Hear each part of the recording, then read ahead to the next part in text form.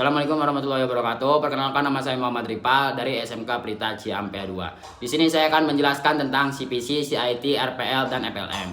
CPC adalah tempat atau ruangan khusus yang memenuhi standar keamanan untuk melakukan proses dan penyimpanan uang tunai. Singkatnya, CPC adalah tempat untuk memproses uang tunai. CPC memiliki keamanan tingkat tinggi dengan CCTV yang mengarah ke setiap sudut ruangan CPC. CCTV tersebut terhubung ke suatu ruangan keamanan sehingga siapapun tidak bisa melakukan tindakan kejahatan. Petugas CPC disebut dengan teller atau kasir. Selanjutnya ada pun beberapa ruangan di CPC. Yang pertama, ruangan searching, ruangan proses, ruangan packing, ruangan khazanah, ruangan loading. Adapun fungsi-fungsi dari ruangan tersebut. Yang pertama, ruangan searching berfungsi sebagai tempat untuk penggeledahan atau pemeriksaan petugas CPC baik akan masuk atau keluar area CPC. Yang kedua, ruang proses berfungsi sebagai tempat untuk pemrosesan uang tunai seperti penyortilan, perhitungan, pengebanan, pengebrudan. Yang ketiga, ruang packing berfungsi sebagai tempat untuk mempacking uang ke dalam plastik, mempacking plastik berisi uang ke dalam kanvas bag, mempacking kaset berisi uang ke dalam kanvas bag. Selanjutnya, yang keempat ada ruang khazanah berfungsi sebagai tempat menyimpan uang dan kaset berisi uang. Selanjutnya, yang kelima ada ruang loading berfungsi sebagai tempat serah terima kanvas bag. Adapun alur masuk dan keluar di CPC, yang pertama masuk ke area luar gedung CPC, yang kedua melapor ke satpam area luar gedung CPC, yang ketiga masuk ke locker room, yang keempat mengganti pakaian dengan pakaian kerja model jumpsuit, yang kelima melapor ke satpam area dalam gedung CPC, yang keenam mengikuti penggeledahan atau pemeriksaan oleh petugas keamanan, yang ketujuh masuk ke gedung CPC, yang kedelapan melapor ke leader atau supervisor sebelum bekerja, yang kesembilan mengerjakan pekerjaan sesuai dengan arahan leader atau supervisor, yang kesepuluh melapor ke leader atau supervisor sesudah bekerja, yang kesebelas keluar dari gedung CPC, yang ke-12 mengikuti penggeledahan atau pemeriksaan oleh petugas keamanan, yang ke-13 melapor ke satpam area dalam gedung CPC, selanjutnya masuk ke locker room, selanjutnya mengganti pakaian kerja dengan pakaian biasa, selanjutnya melapor ke satpam area luar gedung CPC, selanjutnya keluar dari area luar gedung CPC. Adapun alur bekerja di CPC, yang pertama cash management, yang kedua bongkaran dan pengisian kaset mesin anjungan, yang ketiga packing uang dan kaset berisi uang. Selanjutnya adapun aturan-aturan di gedung CPC, yang pertama harus senantiasa melapor ke petugas keamanan baik akan masuk atau keluar gedung CPC. Yang kedua, harus menggunakan pakaian khusus ketika akan bekerja. Yang ketiga, harus mau melakukan pemeriksaan menyeluruh. Yang keempat, harus senantiasa melapor ke leader atau supervisor baik sesudah atau sebelum bekerja dan apabila menemukan selisih pada perhitungan. Selanjutnya, yang kelima adalah harus mengangkat tangan apabila terjadi listrik padam. Adapun unit kerja di CPC, yang pertama unit kerja cash management, yang kedua unit kerja anjungan, yang ketiga unit kerja packing. Yang pertama, unit kerja cash management. Unit kerja cash management merupakan salah satu unit kerja di CPC yang bertugas untuk memproses uang tunai di ruang proses. Adapun beberapa pekerjaan di unit kerja cash management. Yang pertama, penyortilan, perhitungan, pengebanan, pengebrudan, cash off-name, dan cash balancing. Selanjutnya yang kedua ada unit kerja anjungan. Unit kerja anjungan merupakan salah satu unit kerja di CPC yang bertugas untuk pembongkaran dan pengisian kaset mesin ATM atau CRM. Selanjutnya ada pun beberapa pekerjaan di unit kerja anjungan. Yang pertama, pembongkaran kaset mesin ATM atau CRM. Yang kedua, pengisian kaset ATM atau CRM.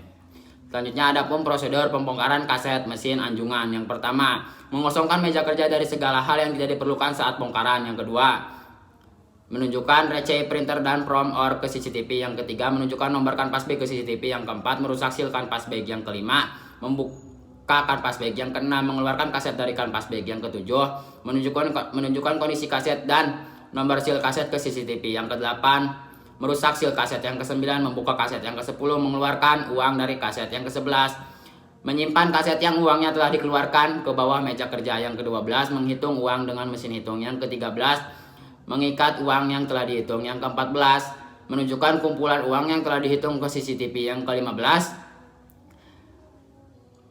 mengisi prom hitung uang atau rekonsiliasi CPC, ATM atau CRM. Selanjutnya adalah mengulang langkah-langkah bongkaran untuk kaset-kaset lainnya. Selanjutnya adalah melapor hasil bongkaran ke supervisor. Adapun prosedur pengisian kaset mesin anjungan, yang pertama menyiapkan meja kerja sebelum proses pengisian kaset. Yang kedua, mengisi kadrik prepare form. Yang ketiga, membuka ban uang yang telah disiapkan. Yang keempat, menghitung uang dengan mesin hitung. Yang kelima, menyimpan uang yang telah dihitung di atas meja. Yang keenam, Menyusun uang yang akan dimasukkan ke kaset. Yang ke-7, mencocokkan spesifikasi kaset dengan kadrik prepare prom. Yang ke-8, memasukkan uang yang telah disusun ke dalam kaset. Yang ke-9, melapor pekerjaan ke supervisor. Yang ke-10, mengontrol proses cek ulang atau rekonsiliasi bersama supervisor. Yang ke-11, menutup dan mengunci kaset ATM atau CRM. Yang ke-12, memberi seal kaset pada kaset ATM atau CRM. Yang ke-13, menyimpan kaset yang telah berisi uang pada penyimpanan sementara atau pada ruang khazanah. Selanjutnya, yang ketiga ada unit kerja packing. Unit kerja packing merupakan salah satu unit kerja di CPC yang bertugas untuk mempacking uang ke dalam plastik, mempacking plastik berisi uang ke dalam kanvas bag, mempacking kaset berisi uang ke dalam kanvas bag. Adapun pekerjaan unit kerja packing, yang pertama mengepek uang ke dalam plastik, yang kedua mengepek plastik berisi uang ke dalam kanvas bag, yang ketiga mengepek kaset berisi uang ke dalam kanvas bag. Selanjutnya saya akan menjelaskan tentang CIT. CIT adalah divisi yang bertugas untuk mengantar atau menjemput uang tunai. Petugas CIT dinamakan kustodi. Kustodi dalam melaksanakan tugasnya selalu memakai kendaraan roda 4 dan ditemani pengawalan dari kepolisian. Oleh karena itu, kemampuan mengendarai roda 4 harus dimiliki oleh kustodi. Selanjutnya, adapun cara melakukan persiapan perjalanan kustodi. Yang pertama, mengecek surat jalan. Yang kedua, mengecek kelengkapan peralatan dan kondisi kendaraan. Yang ketiga, mencocokkan data nyata dengan formulir daftar kunci atau list K. Yang keempat, mencocokkan data nyata dengan formulir OR. Yang kelima, mencocokkan data nyata dengan formulir lembar perjalanan kustodi ATM atau ATM trip sheet.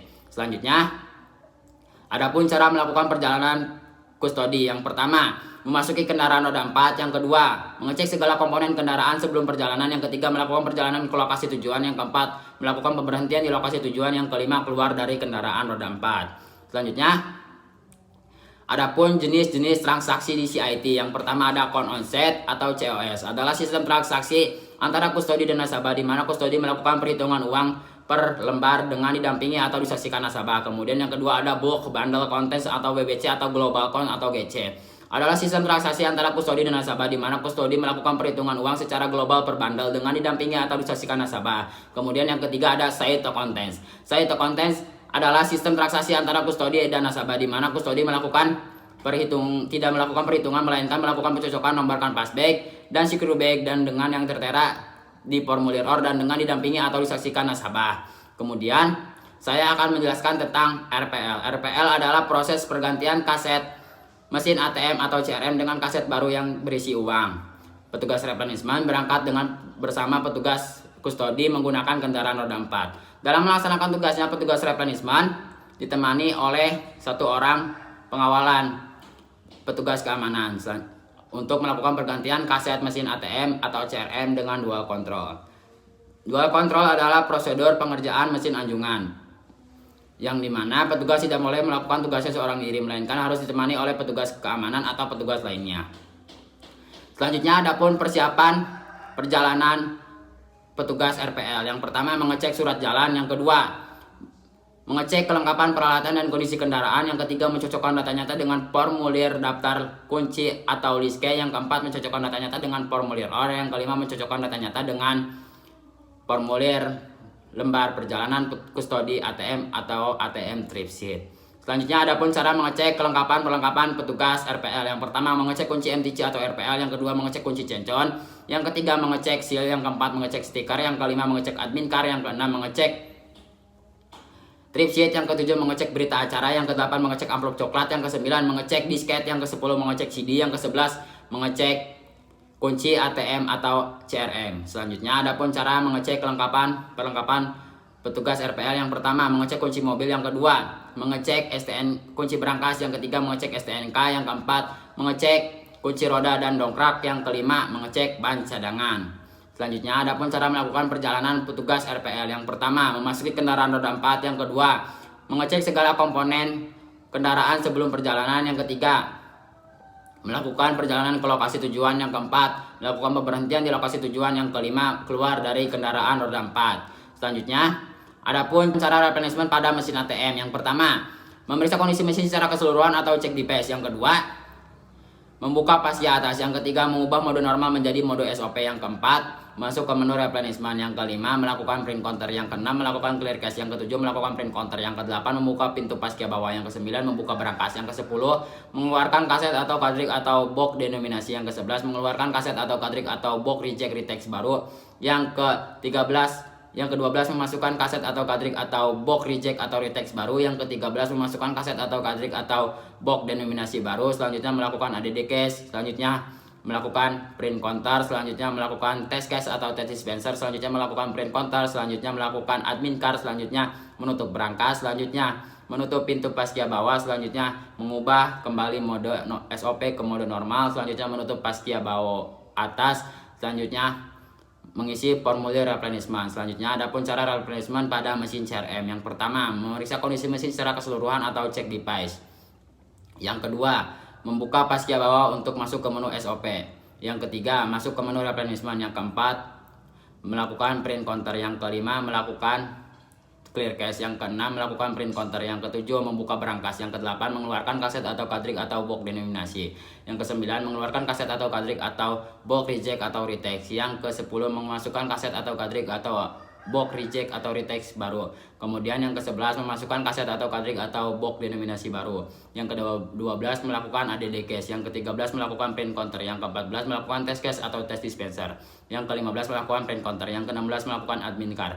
Yang ke-17, menutup berangkas. Yang ke-18, menutup paskia bawah dan mengubah kembali mode SOP ke mode normal. Yang ke-19 adalah mengisi formulir replenishment. Selanjutnya, yang terakhir ada FLM. FLM adalah divisi atau petugas yang melakukan perbaikan awal untuk mesin-mesin anjungan agar dapat segera beroperasi normal. Petugas FLM untuk Bank BCA menangani lebih dari 17.000 mesin anjungan di seluruh Indonesia. Selanjutnya adapun cara melakukan persiapan perjalanan petugas FLM. Yang pertama, menyiapkan kunci paskia mesin ATM atau CRM. Yang kedua, menyiapkan kunci tombak mesin ATM atau CRM. Yang ketiga, mempersiapkan kunci superset mesin ATM atau CRM. Yang keempat, mempersiapkan kertas thermal mesin ATM atau CRM. Yang kelima, mempersiapkan amplop uang tersangkut dan kartu tersangkut. Yang keenam, mempersiapkan segel amplop. Yang ketujuh, mempersiapkan dokumen laporan petugas servis. Selanjutnya adapun cara pengecekan mesin anjungan. Yang pertama, mengecek kondisi mesin anjungan. Yang kedua, mengecek internal mesin anjungan. Yang ketiga, masuk ke menu PDA atau PDM. Selanjutnya adapun cara melakukan penanganan kartu tersangkut. Yang pertama, membuka paskia atas. Yang kedua, mengubah ke mode SOP. Yang ketiga, melakukan print counter. Yang keempat, masuk ke menu PDA atau PDM. Yang kelima, mengeluarkan kartu tersangkut. Yang keenam, mengecek karbin. Yang ketujuh, menunjukkan kartu tersangkut dan kartu yang berada di dalam karbin ke CCTV. Yang kedelapan, memasukkan kartu tersangkut dan kartu yang berada di dalam karbin ke dalam amplop. Yang ke-9, melakukan mereset karantina. Yang ke-10, melakukan print counter. Yang ke-11, mengubah kembali mode SOP ke mode normal. Yang ke-12, menutup paskia atas. Yang ke-13, mengisi formulir replenishment atau laporan petugas servis. Selanjutnya adapun cara melakukan penanganan uang tersangkut. Yang pertama, membuka paskia atas. Yang kedua, mengubah ke menu SOP. Yang ketiga, melakukan print counter. Yang keempat, masuk ke menu PDA atau PDM. Yang kelima, mengecek letak uang tersangkut pada menu PDA atau PDM. Yang keenam, membuka pintu paskia bawah. Yang ketujuh, membuka berangkas. Yang kedelapan, menarik cash dispenser atau bill receiving modul. Yang kesembilan, mengecek bagian-bagian pada cash dispenser atau bill receiving modul. Yang ke-10, mengeluarkan uang tersangkut. Yang ke-11, menunjukkan uang tersangkut ke CCTV. Yang ke-12, memasukkan uang tersangkut ke dalam amplop. Yang ke-13, memasang kembali cash dispenser atau bill receiving modul. Yang ke-14, melakukan print counter dan mereset mesin. Yang ke-15, melakukan menutup berangkas. Yang ke-16, menutup pintu paskia bawah. Yang ke-17, mengubah kembali mode SOP ke mode normal. Yang ke-18, menutup paskia atas. Yang ke-20, yang ke-19, mengisi formulir replenishment atau laporan petugas servis. Selanjutnya adapun cara melakukan pergantian kertas thermal. Yang pertama adalah memutar kunci paskia atas untuk membuka kunci paskia atas pada mesin ATM. Yang kedua, membuka paskia atas. Yang ketiga, menekan tombol pembuka penjepit kertas untuk mengambil kertas yang masih terjepit pada printer ATM. Yang keempat, mengangkat roller kertas yang berada pada dudukan roller kertas. Yang kelima, memasang kembali roller kertas ke dudukan roller kertas. Yang keenam, memasang kembali penjepit kertas ke yang sebelumnya dibuka. Yang ketujuh, memasang kertas ke buider kertas. Yang ke-8, mengambil hasil test print pada tempat keluaran kertas atau paper exit atau paper receipt. Yang ke-9, memasang kembali ke paskia atas dengan cara didorong ke arah belakang mesin ATM. Yang ke-10, memutar kunci paskia atas untuk mengunci kembali paskia mesin ATM. Cukup sekian penjelasan materi selama akademi dari Muhammad Rifat. Wassalamualaikum warahmatullahi wabarakatuh. Terima kasih.